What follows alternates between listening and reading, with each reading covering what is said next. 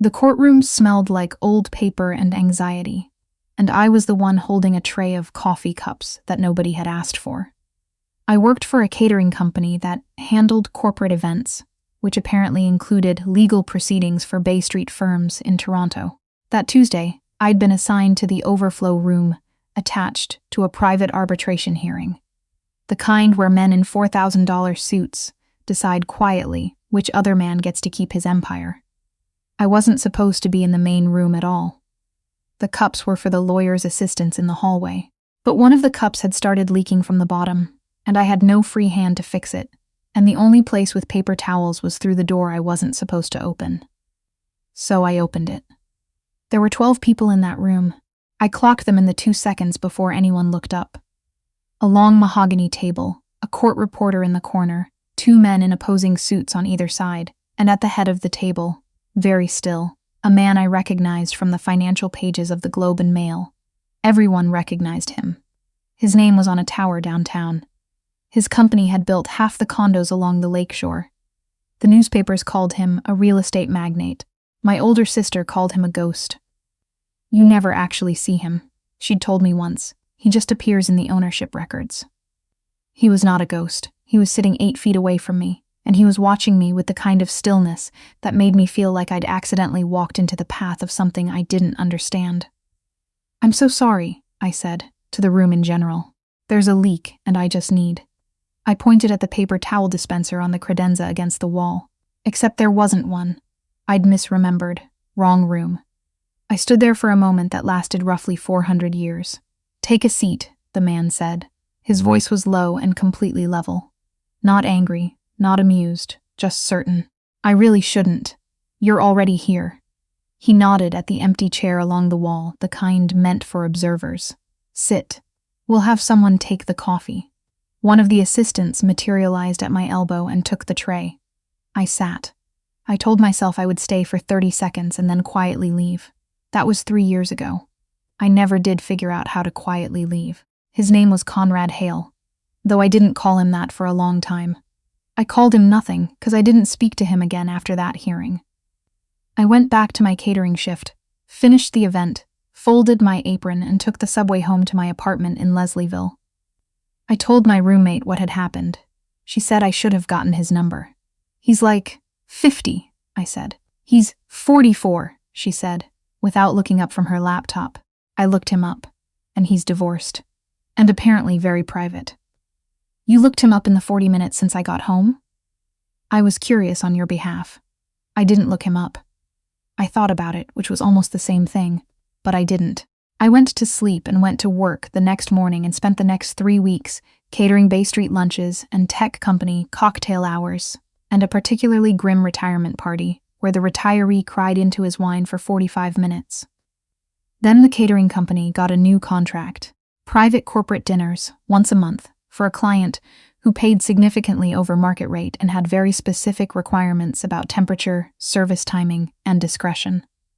The site coordinator told me the client had requested me personally, based on a recommendation. She didn't say from whom. I should have asked. I didn't. The money was 30% more than my usual rate. And I had a dentist appointment coming up that my benefits wouldn't fully cover. The first dinner was for 8 people in a private room at a hotel near King and University. I didn't see him until the end of the evening, when everyone else had gone, and I was clearing the last of the dishes.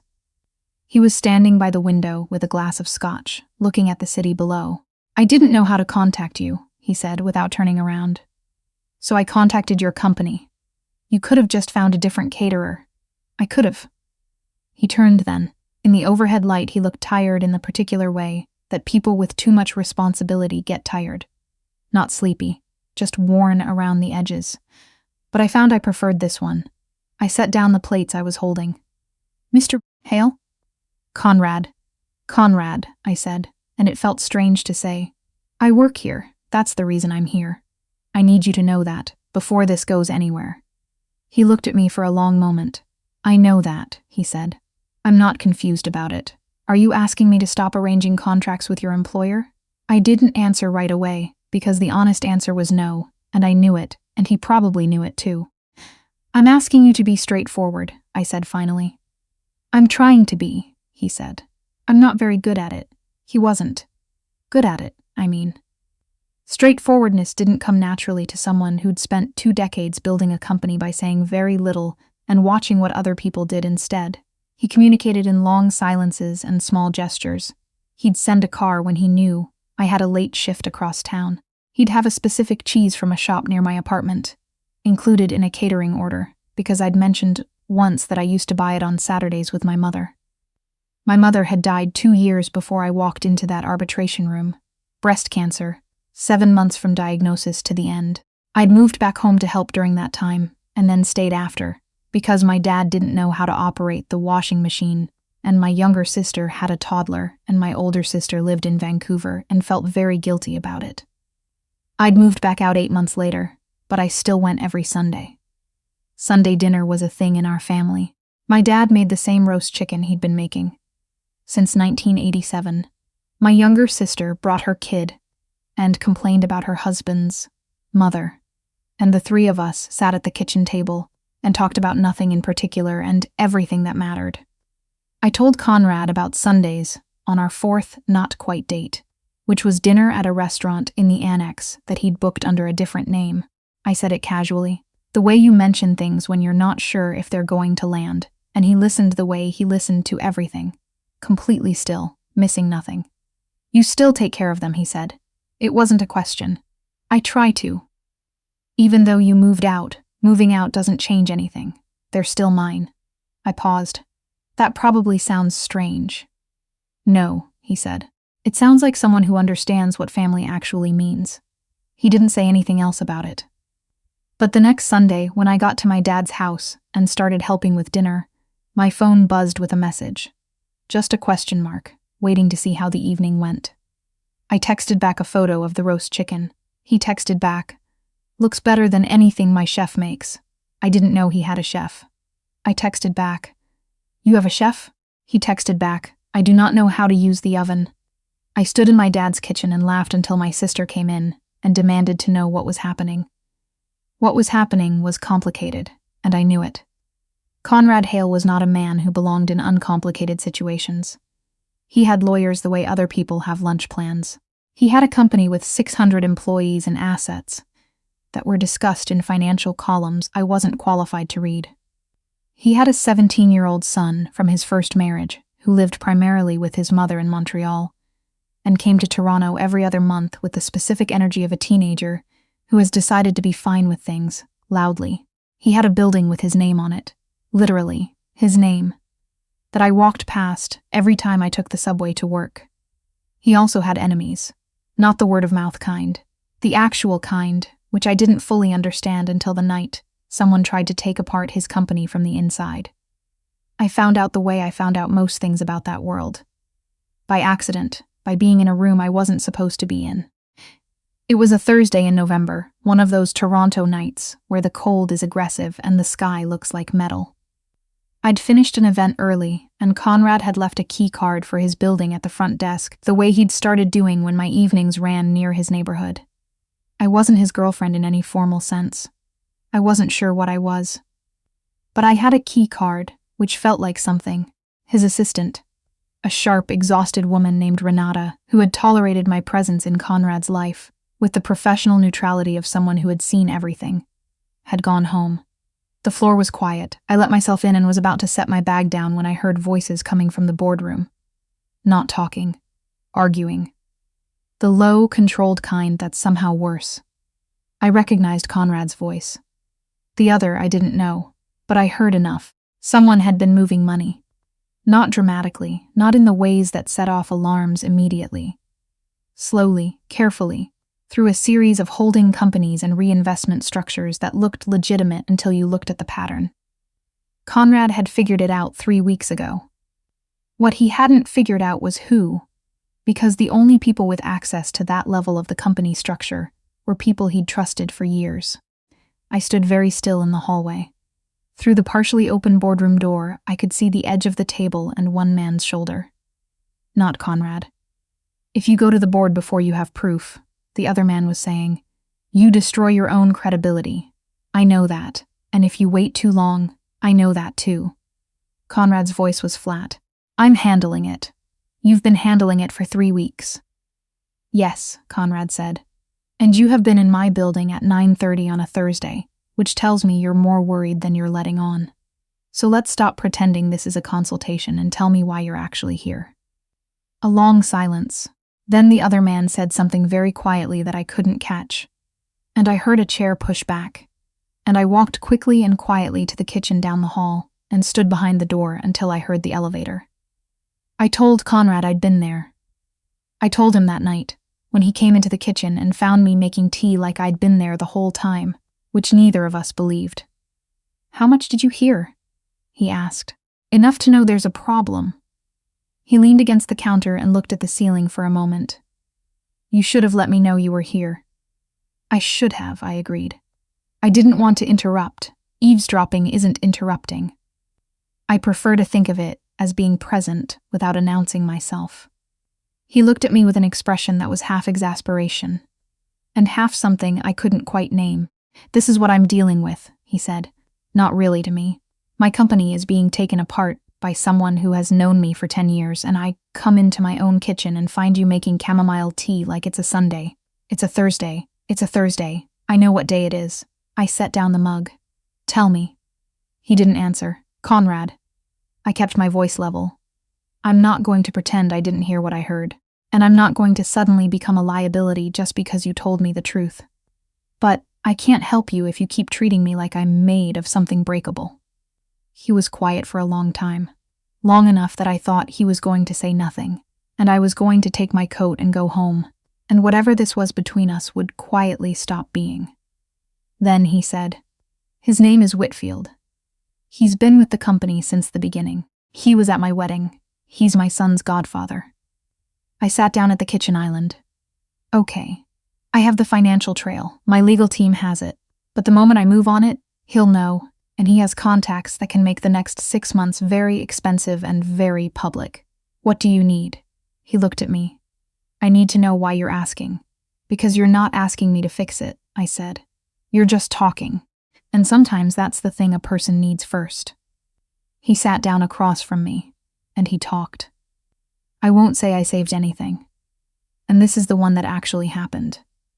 What I did was small and practical, and the kind of thing that only works because nobody expects it from someone who carries a catering tray for a living. I had a contact. A woman I'd gone to Ryerson with, who now worked in forensic accounting and did contract work for a law firm that specialized in corporate governance. I'd catered her wedding 2 summers ago. We'd stayed in touch in the way you stay in touch with someone when you genuinely like them but have nothing obvious in common. I texted her. I told her I knew someone who needed a second opinion on some financial documentation. Someone private. Someone who needed discretion above everything. She texted back within 10 minutes. She met with Conrad's legal team 4 days later. She found 3 things they'd missed, small connective details that made the pattern undeniable. Not just that money had moved, but the specific structure of how it had moved, which pointed to exactly one person who had exactly that kind of access. I wasn't in that meeting. I was at a corporate lunch downtown, pouring sparkling water and keeping track of which guest was dairy-free. By the time I finished, Conrad had texted me twice, and I knew from the brevity of the messages that something had changed. The first text said, Your friend is exceptional. The second said, Can you come tonight? I came. He met me at the door, which he'd never done before. Usually Renata or a building concierge, never Conrad himself, because Conrad didn't meet people at doors. He stood in his own doorway in a dress shirt with the sleeves rolled up, and he looked like someone who had just put something very heavy down. It's handled, he said. I know. You texted. I wanted to say it in person. He stepped back to let me in. You didn't have to do that. I know. You could have kept yourself out of it entirely. I could have, I said. I set my bag down and looked at him. But you were in it, so. He was quiet for a moment. Then, so. Here is what I want to say about the next part, because I've thought a lot about how to tell it. I was not naive about what Conrad was. He was not a gentle person by nature. He was decisive in ways that left people behind him feeling flattened, and he operated in a world where being ruthless was not an insult but a descriptor. His company functioned because he understood that some problems require solutions that aren't kind. I knew all of this. I'd watched him in that boardroom from across a hallway, and understood that the version of him that sent me chamomile-scented messages about ovens was real. But it was not the whole picture. I did not want to change the whole picture. I want to be very clear about that, because I think people expect a story like this to end with the woman civilizing the man, softening him, making him choose between his empire and his heart in some dramatic gesture. That didn't happen. What happened was that I learned to read the whole picture. I learned that the stillness in him that had unsettled me in that arbitration room was also the thing that made him stop completely and listen when I was speaking. Really listen. In a way that most people in my life never had. I learned that he was funny in the driest possible way, the kind of funny that takes you a second to catch up to. I learned that he called his son every night when his son was in Montreal, and that those calls were short and slightly awkward and clearly the most important part of his day. I learned that he'd been lonely in a specific way, not the loneliness of someone without people, but the loneliness of someone surrounded by people who only knew part of him. He learned things about me too, that I was stubborn in ways that had gotten me into trouble before, that I grieved my mother in ways that still surprised me, that I made decisions quickly and sometimes regretted them slowly, that I had strong opinions about things that didn't matter, like the best route across the city and whether the no-frills on Queen Street was better than the one on Gerrard, and absolutely no opinions about things that supposedly mattered, like what my 5-year plan was. "You don't think about 5 years?" he asked once. "I think about next Sunday," I said. "That's usually enough." He smiled at that. It was a rare thing, his smile. Not because he was unhappy, but because he was careful with it. Like he'd learned that some things had more value when they weren't given freely. The autumn passed. Winter came the way it always does in Toronto, suddenly and without apology. 1 week the leaves, the next the cold, and then a January that made the city feel like it was holding its breath. Conrad's son came to stay for 2 weeks over the holidays, and I met him for the first time over dinner at Conrad's place, which Conrad had cooked himself, badly, because he'd decided to try. His son's name was Emery. He was tall like his father and sarcastic in the way of teenagers who are actually paying very close attention to everything. He spent the first hour of dinner answering questions with single sentences. Then I accidentally mentioned that I'd grown up 5 minutes from a specific hockey rink he'd apparently played at during a tournament 3 years ago, and something shifted. By dessert, he was telling a story about a teammate who'd gotten his skate lace caught in a Zamboni, and Conrad was watching us both with an expression I didn't have a name for until later.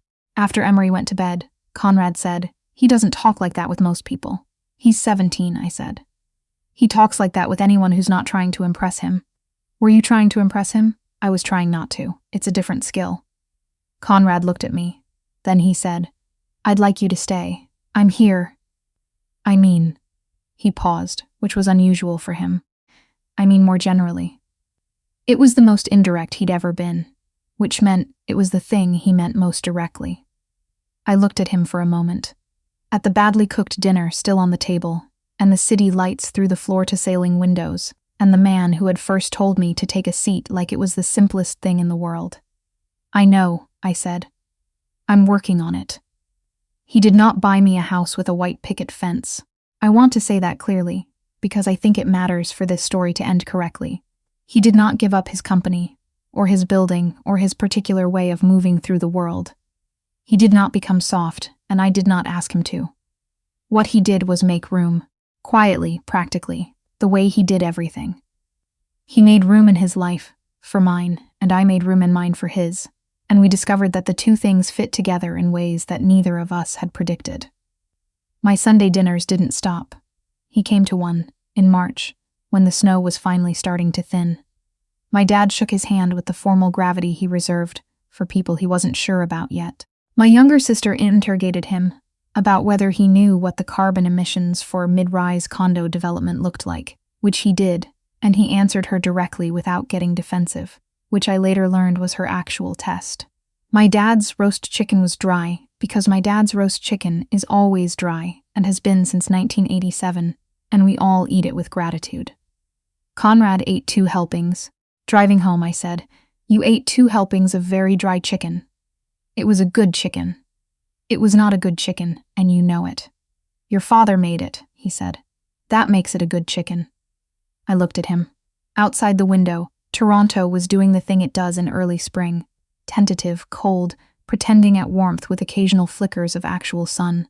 I thought about my mother, the way I always did when something felt like it mattered.